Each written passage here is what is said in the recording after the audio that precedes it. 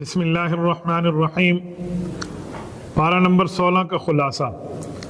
हमने गुज़श्ता पारे में बात पढ़ी थी कि हज़रत मूसा अला नबीना अलैहिस्सलातु वस्सलाम हज़रत खिज़र अलैहिस्सलातु वस्सलाम के पास तशरीफ़ ले गए और उन्होंने 3 काम फरमाए थे, जिससे हमने 2 काम 15 पारे में पढ़ लिए थे और ये 16वें पारे से तीसरा काम है। एक तो उन्होंने एक बच्चे का कत्ल किया, एक उन्होंने एक कश्ती से कोई चीज उखाड़ दी। तीसरा काम जो था ये काला अलम से, ये तीसरे काम और उसके जवाबात शुरू हो रहे हैं। पहले जो 2 काम थे वो तो उन्होंने कर दिए, पर तीसरा काम ये था कि उन्होंने उस इलाके की दीवार बनानी शुरू कर दी जिस इलाके वालों ने इनकी न मेहमान नवाजी की, न इन्हें कुछ खिलाया न पहलाया, और इन्होंने उनसे किसी किस्म की उजरत भी नहीं ली, बगैर उजरत के उनकी दीवार को ठीक की। पहले जो दोनों काम थे, चूंकि वो बज़ाहिर तो खिलाफ शरीयत नजर आ रहे थे, इसीलिए मूसा अलैहिस्सलातु वस्सलाम से बिल्कुल खामोश न रहा गया और उन्होंने उस पर सवाल किया। लेकिन तीसरी बार हजरत मूसा अलैहिस्सलातु वस्सलाम ने जानबूझकर हजरत खिज़र अलैहिस्सलातु वस्सलाम से पूछा ताकि सारी बातों की वजूहात मालूम हो जाए। उनसे ये पूछा कि ये आपने ऐसा क्यों किया, तो उन्होंने फिर तीनों के जवाब अता फरमाए हैं। ये वही तरतीब से 16वें पारे की यहाँ से इब्तिदा हो रही है। नंबर 1 वो फरमाते हैं, मैंने कश्ती को इसलिए उखेड़ा था कि कश्ती वाले गरीब लोग थे, आगे एक जालिम बादशाह था। जालिम बादशाह की तरतीब ये थी कि वो सही सालिम कश्ती को जबरदस्ती खींच लेता था, तो हजरत ने फरमाया कि मैंने इसलिए उसमें छोटा मोटा ऐब पैदा कर दिया था ताकि कश्ती को ऐबदार देखकर वो बादशाह इन गरीबों की कश्ती पर कब्जा न कर ले।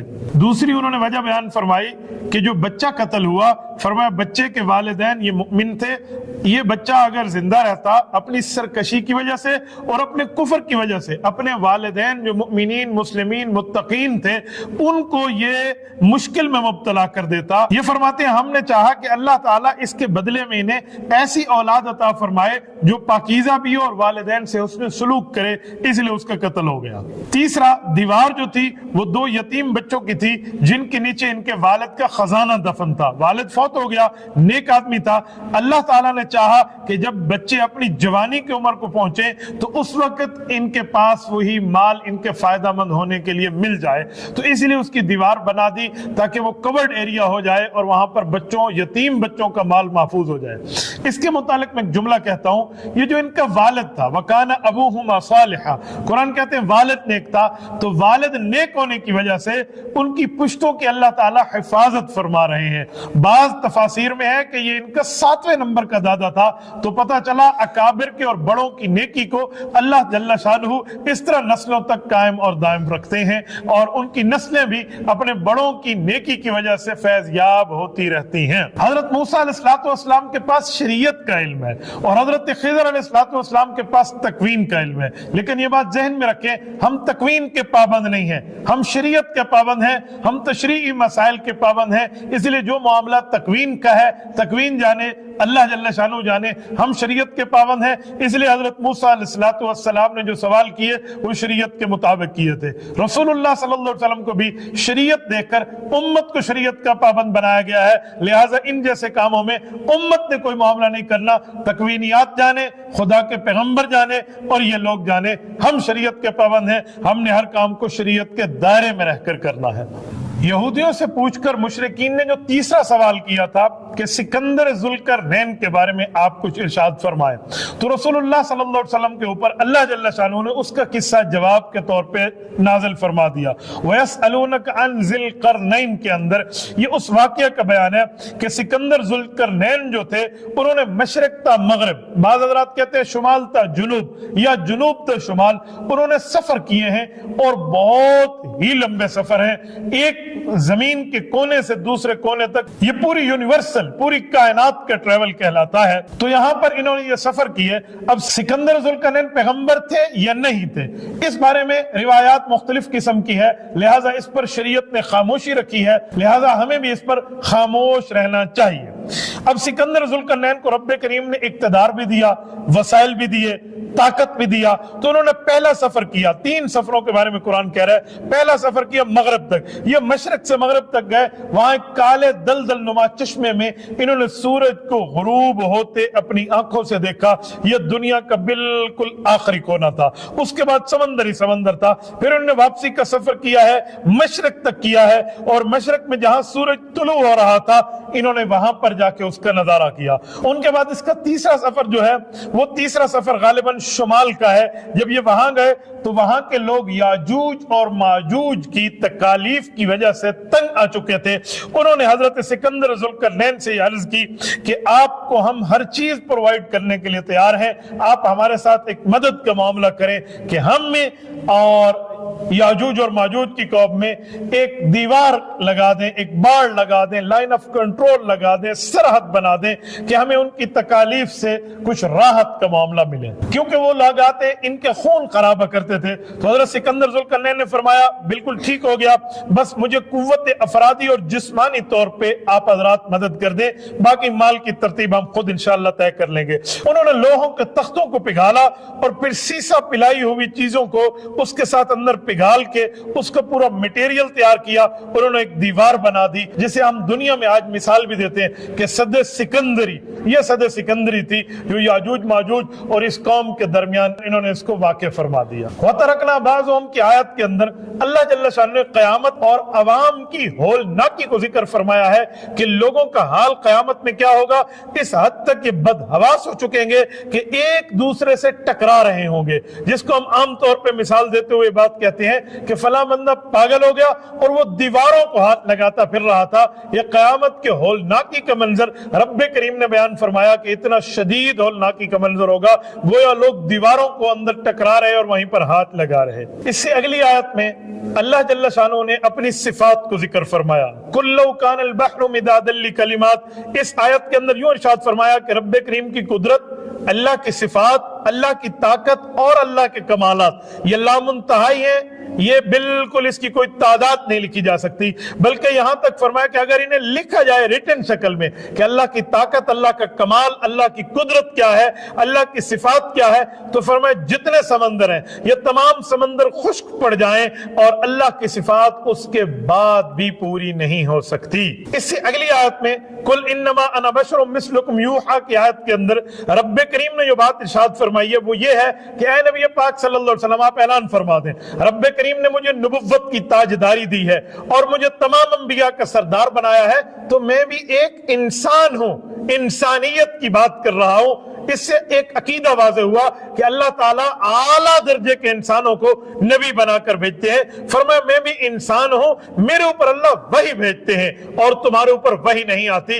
اس سے نبی پاک علیہ السلام نے اپنی نبوت کی بات بھی فرما دی اور اپنی وحی ہونے کی بات بھی ارشاد فرما دی۔ یہ ان لوگوں کا جواب تھا جو لوگ نبی پاک صلی اللہ علیہ وسلم کو پتہ نہیں کیا سے کیا سمجھتے تھے کہ آپ ہمارے لیے یہ فرمائشی معجزہ لائیں، یہ فرمائشی معجزہ لائیں، تو رب کریم نے ان کے جواب میں یہ آیت نازل فرمائی۔ اس سے اگلی آیت جہاں پر سورت کا اختتام ہوتا ہے فَمَنْ كَانَ يَرْجُو لِقَاءَ رَبِّهِ فَلْيَعْمَلْ عَمَلًا صَالِحًا وَلَا يُشْرِكْ بِعِبَادَةِ رَبِّهِ أَحَدًا۔ اس آیت کے اندر اللہ جل شانہ نے جو بات ارشاد فرمائی ہے وہ یہ ہے کہ جس شخص کو اللہ سے ملنے کا یقین نہ ہو، یعنی قیامت، چاہے وہ جتنے نیک اعمال کر لے، اللہ کی عبادت میں کسی کو شریک نہ ٹھہرائے، تو ایسے آدمی کے معاملات کو رب کریم نے بیان فرمایا۔ تو اعمال کب قبول ہوں گے؟ فرمایا اعمال قبول ہونے کی بنیادی طور پہ اس آیت میں 3 شرطیں ہمیں سمجھ آتی ہیں۔ نمبر 1، انسان کا عقیدہ ٹھیک ہو۔ اگر عقیدہ ٹھیک نہ ہو تو جتنا بندہ کام کر لے کوئی فائدہ نہیں ہے، کیونکہ عقیدہ بنیادی چیز ہے، عقیدہ ایمان کو کہتے ہیں، ایمان نہ ہو تو کچھ بھی نہیں ہے۔ نمبر 2، عمل کرتے وقت نیت کو درست ہونا چاہیے، اگر نیت ٹھیک نہیں ہے تو کوئی عمل قبول نہیں ہے۔ نمبر 3، عمل رسول اللہ صلی اللہ علیہ وسلم کے طریقے کے مطابق ہو، حضور پاک علیہ السلام کی سنت کے مطابق ہو، اگر حضور کی سنت کے خلاف ہو تو پھر وہ عمل بیکار ہے۔ یہ تینوں باتیں فرما کر سورۃ الکہف کا اختتام فرما دیا۔ 16ویں پارے میں یہ ایک اور سورت مریم ہے۔ اس سورت کو اللہ جل شانہ نے جو بیان فرمایا ہے، بنیادی قصہ تو اس میں حضرت عیسیٰ علیہ السلام और हजरत मरियम का है, लेकिन इसमें बाकी अंबिया का तज़किरा भी इंशाअल्लाह ताला आपको मिलेगा। सबसे पहले अल्लाह ताला ने इस सूरत को शुरू फरमाया है हजरत ज़करिया के किस्से से। हजरत ज़करिया अलैहिस्सलातु वस्सलाम बनी इसराइल के एक अहम पैगंबर हैं। इज़ नादा रब्बहु निदाअन खफिया में उनकी बात को रब्बे करीम ने बयान फरमाया। उन्हें बिल्कुल बुढ़ापा आ चुका था, उनकी औलाद नरीना में बेटा नहीं था। इन्होंने अल्लाह ताला से दुआ की, फहबली मिन लदुनका वलिया, ए अल्लाह मुझे अपने करीब से अपना दोस्त और मुझे अपना बेटा यानी मेरा बेटा अता फरमा दे। यरिसुनी व यरिसु मिन आल याकूब वजअलहु रब्बी रज़िया, ए अल्लाह उसे अपना पसंदीदा बना और मेरा और मेरी आल का यानी याकूब अलैहिस्सलाम की आल का उसको वारिस बना। अल्लाह ताला ने यह दुआ कबूल फरमाई। अब सवाल उठता है कि हमारा अकीदा और नजरिया अहले इस्लाम का कि अंबिया की विरासत नहीं होती, यहां तो ये लफ्ज आ रहा है कि उन्हें वारिस बना, तो ये बात खूब समझ लेनी चाहिए। यहां विरासत से मुराद माली विरासत नहीं है, इल्मी, रूहानी, दीनी, इस्लामी, ईमानी, शरीयत की विरासत मुराद है। इस विरासत के अंदर वो वारिस बने, वरना अंबियाए कराम कोई दिरहम और दीनार और जायदाद के वारिस बनते हैं, न ही आगे वारिस बनाते हैं। इसकी अगली आयत में या ज़करिया इन्ना नुबश्शिरुका बिग़ुलामिन इस्मुहु यहया लम नजअल लहु मिन क़ब्लु समिया, रब्बे करीम ने दुआ कबूल फरमाई। अल्लाह ताला ने उन्हें बेटा अता फरमाया और बेटा अता फरमाने पर फरमाया कि उसका नाम यहया होगा। हजरत ज़करिया ने निशानी मांगी तो रब्बे करीम ने फरमाया बावजूद सेहत के जब बेटा पैदा हो रहा होगा आपके तो आप 3 दिन बात नहीं फरमा सकेंगे। फिर वो अपनी कौम के पास आए, कौम को आकर उन्होंने दीन की दावत के ऊपर मजबूत रहने का इशारा फरमाया और फिर उसके बाद अल्लाह ताला ने उनको बेटा अता फरमाया जिसमें ये सारी सिफात मौजूद थी। उसके आगे हजरत मरियम के किस्से को शुरू फरमाया। ये जो सूरत मरियम है ये सूरत नंबर 19 है, तो इसी हवाले से हजरत मरियम का किस्सा इसमें मौजूद है। वज़कुर फिल किताब मरियम इज़ इंतबज़त, इस आयत के अंदर अल्लाह जल्ल शान ने हजरत मरियम का वाकया बयान फरमाया। हजरत मरियम की उम्र वो कहते हैं इस वक्त 18 साल है। ये नहाने के लिए अपने घर से बाहर एक साइड में तशरीफ ले गई हैं। जिब्राइल अमीन वहां तशरीफ लाए हैं इंसानी शक्ल में आकर। हजरत मरियम ने देखा एक मर्द आ गया और वो भी एक जनान खाने के करीब। फरमाया मैं अल्लाह की पनाह मांगती हूँ, तो यहाँ से दूर हो जा। उन्होंने फरमाया पनाह मांगने की बात नहीं है, मैं कोई इंसान नहीं हूं, मैं तो फरिश्ता हूं। फरमाया फरिश्ता है तो क्या कर रहा है इधर आकर? वो फरमाने लगे लिअहबाला की गुलामन ज़किया, हम चाहते हैं कि हम आपको बेटा अता करें। उन्होंने कहा रब्बे करीम मुझे आपके जरिए बेटा कैसे अता फरमाएगा? वलम यमससनी बशरुन वलम अकु बगिया, न मेरी शादी है न मैं बदकार हूं। उन्होंने फरमाया आप बदकार भी नहीं होगी, आपकी शादी भी नहीं होगी। ये बात कहकर उन्होंने एक फूंक मारी दूर से, इनको फूंक का वो बिल्कुल असर टकराया। फहमलत, कुरान कहते हैं फहमलत हो, ये उस वक्त उम्मीद से हो गई हैं और इनको अल्लाह ताला ने बेटा अता फरमाया। परेशान हो गई, इतनी परेशान हुई सर पे हाथ मारा और कहा या लैतनी मित्तु क़ब्ल हाज़ा व कुन्तु नसिय्यन मनसिया। इन्होंने कहा अल्लाह मैं तो मरी हुई होती, भूली भुलाई हुई होती, क्या हो गया मेरे साथ? बहरहाल रब्बे करीम ने इनको वहां पर खाने की चीजें पीने की चीजें अता फरमाई और अल्लाह ताला ने आखिर में इनको बच्चा अता फरमाया। ये बच्चा लेकर अपनी कौम के पास आई। कौम ने पूछा क्या हुआ मरियम, कहां से बच्चा आया? तेरा बाप शरीफ, तेरा भाई शरीफ, तेरी माँ शरीफ, कहां से बच्चा आया? रब ने बोलने से मना कर दिया था। हजरत मरियम अलैहिस्सलाम ने फरमाया बच्चे से ही पूछो। वो कहने लगे मजाक कर रही हो, बच्चे से पूछे, वो माँ की गोद में है। तो ईसा अलैहिस्सलाम को अल्लाह की कुदरत से गोयाई मिली। उन्होंने फरमाया मैं अल्लाह का बंदा हूं, अल्लाह ताला ने मुझे अपनी अम्मा के साथ बेहतरीन उसने सलूक का हुक्म दिया। यहां अपने अब्बा का लफ्ज नहीं फरमाया, पता चला कि बगैर वालिद के अल्लाह ने दिया है। मैं अम्मा के साथ बहुत नेक हूं, मुझे नमाज का रोजे का बिल्कुल ठीक अकीदे और नजरिए का पूरी तरतीब फरमाई कि इसका अल्लाह ताला ने मुझे हुक्म दिया है। तो रब्बे करीम फरमाते हैं ज़ालिका ईसा इब्न मरियम, ये ईसा अलैहिस्सलातु वस्सलाम है जिसमें लोग समझते हैं कि अल्लाह का बेटा है, हालांकि ऐसा कुछ भी नहीं है। अल्लाह ताला ने इन आयत में हजरत ईसा अलैहिस्सलाम की जुबानी खुशखबरी दी कि रब्बे करीम मुझे नबूवत का ताज अता फरमाएंगे, मुझे किताब अता फरमाएंगे। हजरत ईसा अलैहिस्सलातु वस्सलाम ने ये ऐलान फरमाया। ये कुरान करीम का वाहिद मौका है जिस जगह अल्लाह ताला ने एक औरत का नाम कुरान करीम में जिक्र फरमाया है, वरना किसी औरत का नाम कुरान करीम में नहीं है। ये अम्मा मरियम का नाम आया है।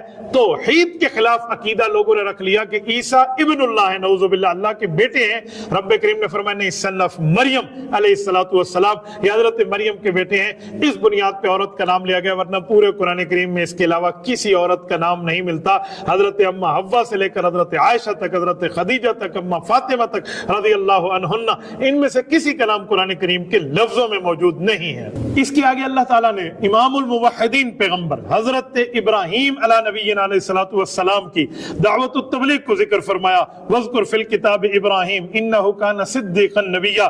اس آیت میں مختلف انبیاء کرام کے ساتھ ساتھ حضرت ابراہیم علیہ الصلوۃ والسلام کو بھی ذکر فرمایا. بڑے عمدہ طریقے سے، بڑے ہمدردانہ طریقے سے انہوں نے اپنے والد کو توحید کی دعوت دی. والد نے بجائے دعوت قبول کرنے کے انہیں دھمکی دینا شروع کر دی کہ ابراہیم اگر تم دعوت دین سے باز نہ آئے تو میں تمہارے اوپر پتھر پھنساؤں گا. حضرت ابراہیم علیہ الصلوۃ والسلام نے اللہ کے دربار میں عرض کیا اور والد کو سنایا کہ اگر اللہ مجھے منع نہ کرے تو میں آپ کے لیے استغفار کرتا رہوں گا، لیکن جب مجھے معلوم ہو جائے کہ آپ واقعی دوستی ہیں اور اللہ منع فرما دے تو میں استغفار چھوڑ دوں گا. پھر وہ برابر اپنے والد کے لیے استغفار کرتے رہے. جب اللہ نے منع فرمایا کہ وہ مشرک ہیں، مشرک ہونے کی وجہ سے آپ ان کے لیے دعائے مغفرت نہیں کر سکتے، تو حضرت ابراہیم علیہ الصلوۃ والسلام نے ان کے لیے دعائے مغفرت چھوڑ دی. اس کے آگے حضرت ادریس علیہ الصلوۃ والسلام کو رب کریم نے ذکر فرمایا. ان کے بارے میں فرمایا ان کی بعض خصوصیات محدثین مفسرین فرماتے ہیں ایسی ہیں جو اللہ تعالیٰ نے سب سے پہلے شخصوں میں سے انہیں عطا فرمائی. نمبر 1، قلم سے لکھنا سب سے پہلے انہوں نے شروع کیا اور اپنے کپڑے کو سی کر انہوں نے پہنا. اس سے پہلے کپڑا جسم کے اوپر اوڑھا جاتا تھا. ان سے پہلے لوگ جانوروں کے چمڑے کو خشک کر کے بھی اوڑھتے تھے. وہی پہلے پیغمبر ہیں حضرت ادریس جنہوں نے اسلحہ بنایا، کفار سے جہاد فی سبیل اللہ فرمایا، اور یہ کاؤنٹنگ کے، حساب اور کتاب کے ماہر تھے، اور یہ خود ایسی ترتیب پر حساب کتاب بتاتے جیسے آج کا ہمارا کیلکولیٹر. اس طرح جیسے آپ سمجھ لیں کیلکولیٹر بھی نہ کر سکے جو وقت کے نبی کو اللہ پاک نے وہ تجربہ عطا فرمایا تھا.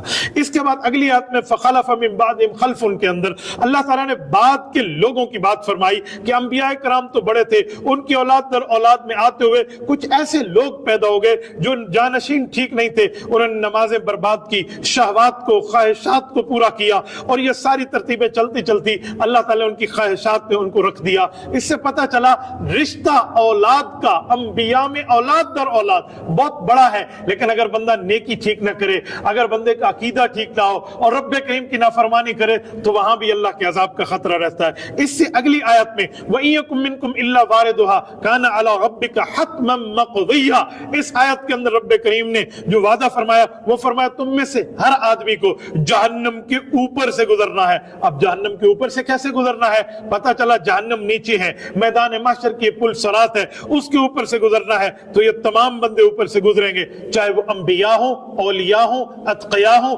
اصفیاء ہوں، فقہاء ہوں، علماء ہوں، جو بھی ہوں اوپر سے گزریں گے. لیکن اللہ کے نیک اور برگزیدہ انبیاء، اہل بیت، صحابہ اور اس جیسے نیک لوگ جب اوپر سے گزریں گے انہیں کسی قسم کی کوئی جہنم کی تکلیف محسوس نہیں ہوگی. جسٹ اوپر سے ایک وزٹ ہوگا، جیسے اللہ نہ کرے کسی جگہ سیلاب آ جائے، کوئی آدمی اوپر ایروپلین میں بیٹھ کر جب گزرتا ہے، جہاز میں گزرتا ہے تو وہاں پر جسٹ وہ وزٹ کرتا ہے. یہ بھی ایسے وہاں سے گزریں گے اور اہل ایمان گزریں گے تو ان لوگوں کو دکھایا جائے گا کہ یہ جہنم ہے، تاکہ انہیں جنت کی قدر و قیمت معلوم ہو کہ واقعی ہم اللہ جل شانہ کے شکر گزار بندے ہیں. اللہ نے ہمارے اوپر کرم کیا، فضل کیا، احسان کیا، امتنان کیا کہ رب کریم نے ہمیں وہاں سے محفوظ رکھا ہے. لیکن جو گناہگار لوگ ہوں گے وہ اوپر سے گزرتے ہوئے نیچے گر پڑیں گے. اللہ تعالی ہم سب کو محفوظ فرمائے. اس کی اگلی آیت میں ان الذین آمنوا وعملوا الصالحات سیجعل لهم الرحمن ودا.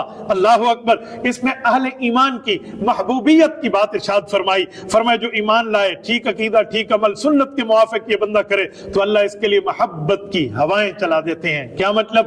رب کریم جس سے پیار کرتے ہیں، روایات میں آتا ہے پھر جبرائیل اس سے پیار کرتے ہیں، جبرائیل امین اعلان فرماتے ہیں، آسمان والے پھر تمام فرشتے اس سے محبت رکھنا شروع کر دیتے ہیں، پھر اس کی محبت زمین تک آتی ہے، چلتے چلتے زمین کے لوگ بھی ان سے پیار کرتے ہیں. اللہ تعالیٰ آپ کو رم صراط مستقیم عطا فرمائے. اس پر رب کریم نے پھر سورت مریم کو ختم فرمایا. اس کی اگلی سورت سورت طٰہٰ ہے. یہ سورت نمبر 20 ہے. طٰہٰ یہ حروف مقطعات ہے، لیکن بعض حضرات کہتے ہیں نبی پاک صلی اللہ علیہ وسلم کا نام نامی اس میں گرامی میں حضور کا لقب بھی دیا ہے کہ حضور پاک کا نام بھی ایک طٰہٰ ہے. بہرحال رب کریم جانے اللہ تعالی نے اس کو حروف مقطعات میں رکھا تو حروف مقطعات کے معنی اللہ کے رسول بہتر جانتے ہیں.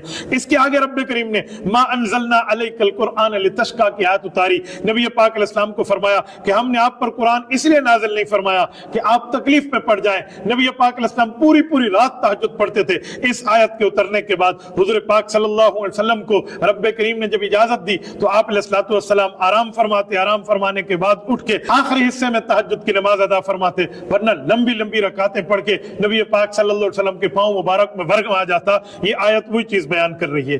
اس سے آگے الرحمن علی العرش استوى، یہ عرش معلی میں استوا کی بات فرمائی ہے۔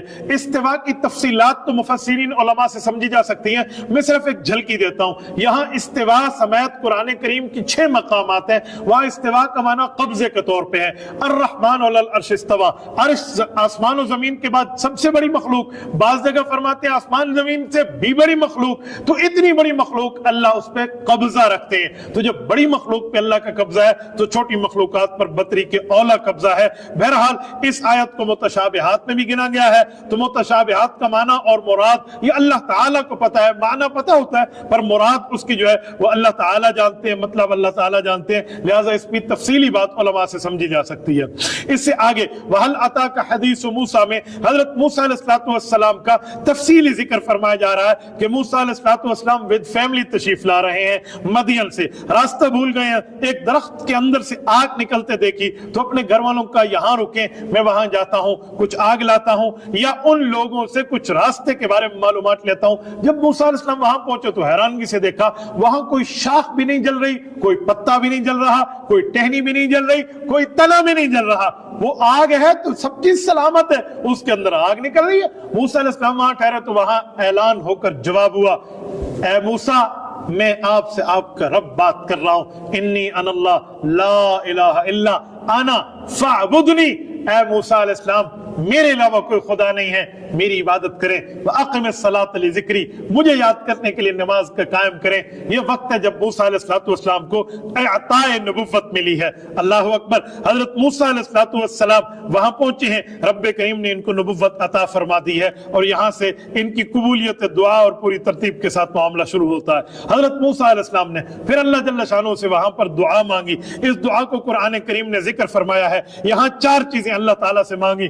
رب اشرح لی صدری، اے اللہ میرے اوپر میرا کام کھول دے، تاکہ میرے اوپر میرا کام کھلے، میں آگے لوگوں کو بتا پاؤں کہ میرا کام کیا ہے۔ ویسر لی امری، اے اللہ مجھے اس کام کی اسباب عطا فرما دے، اسباب عطا فرمائے تاکہ میں آگے تک دین پہنچا سکوں۔ اور آگے فرمایا واحلل عقدۃ من لسانی، اے اللہ میری زبان کو فصیح فرما دے، واضح فرما دے۔ زبان میں ایک چھوٹے سے واقعے کی وجہ سے جو لکنت آئی تھی، اے اللہ اس کو ختم فرما لے، یفقہوا قولی، تاکہ عوام تک میں اپنی بات سمجھا پاؤں۔ پھر اس کے بعد اپنے بھائی حضرت ہارون کے لیے معاون ہونے کی دعا مانگی، اللہ تعالی نے ان کو بھی ان کے بھائی کو نبوت عطا فرما کر ان کا ساتھی بنایا۔ پھر اس کے بعد حضرت موسیٰ علیہ السلام کے بچپن کے واقعے کو رب کریم نے یہاں بیان فرمایا کہ صندوق میں رکھ کر انہیں جو ہے نا دریا میں رکھا گیا تھا، دریا میں ڈال دیا گیا تھا۔ ان کی بہن ایک آنکھ کے ساتھ ایک آنکھ کھولے یوں ساتھ ساتھ چلتی تھی، کن اکھیوں سے دیکھتی ہوئی آئی تو وہاں پر فرعون کے محل میں پہنچا، اور یوں رب کریم نے فرعون کے گھر میں اس کے سب سے بڑے دشمن اور اپنے سب سے بڑے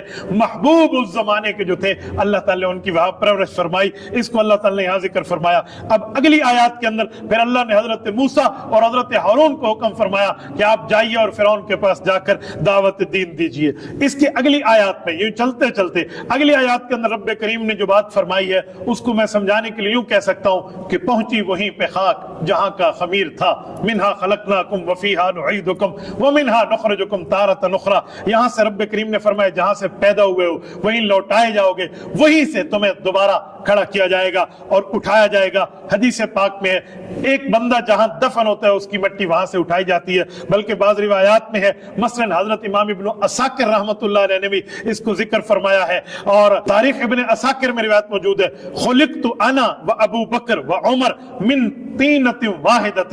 نبی پاک صلی اللہ علیہ وسلم نے فرمایا میں اور ابو بکر و عمر ایک مٹی یعنی قریب قریب مٹی سے پیدا کیا گیا، تو رب کریم نے ان کو قبریں بھی اکٹھی عطا فرمائی ہیں۔ اس سے اگلی آیت میں رب کریم نے حضرت موسیٰ علیہ السلام، حضرت ہارون کا بنی اسرائیل کے پاس جانا، فرعون کے پاس جانا، ان کو دعوت دینا، اس واقعات کو رب کریم نے بیان فرمایا۔ کذالک نقص والی آیت کے اندر رسول اللہ صلی اللہ علیہ وسلم کی رسالت کو رب کریم نے بیان فرمایا، اور یہاں یہ بات ارشاد فرمائی کہ حضور پاک علیہ السلام کو نبی امی ہونے کے باوجود رب کریم نے وحی عطا فرمائی۔ حضرت موسیٰ علیہ السلام کا یہ تفصیلی واقعہ حضرت رسول اللہ صلی اللہ علیہ وسلم کو سنایا، اس سے سمجھ آیا حضور پاک علیہ السلام نبی بھی ہیں اور اللہ تعالیٰ کی طرف سے رسول بھی ہیں صلی اللہ علیہ وآلہ وسلم۔ اس کے آگے حضرت آدم अलैहिस्सलाम की इस्मत को बयान फरमाया, हजरत आदम अलैहिस्सलाम के वाक़े को बयान फरमाया कि रब्बे करीम ने इन्हें इस दरख्त की तरफ ना जाने का हुक्म फरमाया था, उनने भूल फरमा ली और भूल की वजह से वो वहीं चले गए। तो जो भूल हो जाए ये इस्मत अंबिया के खिलाफ नहीं है। अहल सुन्नत वल जमात का अकीदा और नजरिया है कि अंबिया कराम छोटे और बड़े हर किस्म के गुनाहों से महफूज होते हैं, इसलिए नबी किसी किस्म का गुनाह कोई नहीं करता। इनकी अगली आयत के अंदर अल्लाह ताला ने 5 नमाजों को जिक्र फरमाया है, वसब्बिह बिहम्दि रब्बिका क़ब्ल तुलूइ शम्सि व क़ब्ल ग़ुरूबिहा व मिन आनाइल लैलि फसब्बिह व अतराफ़न नहार लअल्लका तर्दा। इस आयत में अल्लाह ताला ने 5 नमाजों को सबूत हम अल्लाह ताला की किताब से पेश कर सकते हैं। तो अल्लाह ताला ने यहाँ 5 नमाजों की बात फरमाई है। क़ब्ल तुलूइ शम्स से फजर की नमाज मुराद है, क़ब्ल ग़ुरूबिहा से ज़ोहर और असर की नमाज मुराद है, व मिन आनाइल लैल से मगरिब और इशा मुराद है, अतराफ़न नहार फरमाकर मगरिब और फजर की नमाज की गोया ताकीद फरमाई है। इसके आगे वला तमुद्दन्न ऐनैक की आयत के अंदर दुनिया से बेरग़बती की बात को इरशाद फरमाया कि नबी पाक अलैहिस्सलाम को खिताब फरमाकर फरमाया कि जो हमने कुफ्फार को दिया इस पर आप नजर उठा के न देखें। हुजूर की जबान से आपको और मुझे समझाया जा रहा है कि दुनिया का माल है, लिहाजा अल्लाह का दिया हुआ रिज़्क बेहतर है, बाकी रहने वाला है। आप खुद भी नमाज पढ़ें, घर वालों को भी तरगीब दें। नबुव्वत को कहकर उम्मत को इसका हुक्म दिया जा रहा है। और तो यूं 16वें पारे को यहाँ पूरा कर दिया गया है। जज़ाकुमुल्लाहु तआला व आखिरु दअवाना अनिल हम्दुलिल्लाहि रब्बिल आलमीन।